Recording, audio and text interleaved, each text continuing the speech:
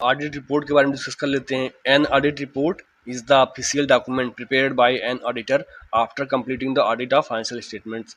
It expresses the auditor's opinion on whether the financial statements present a true and fair view of the company's financial position and performance or not.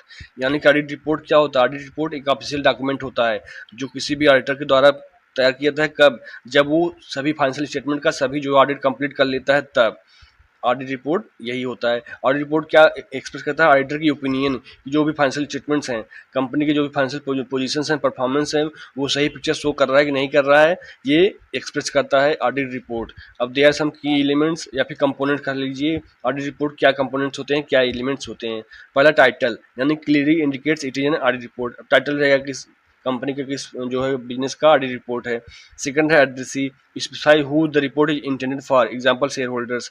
पता चलेगा कि कहते हैं report किसके लिए है, या फिर शेयर होल्डर्स के लिए है कि नहीं, एड्रेसी का नाम दिया जाएगा।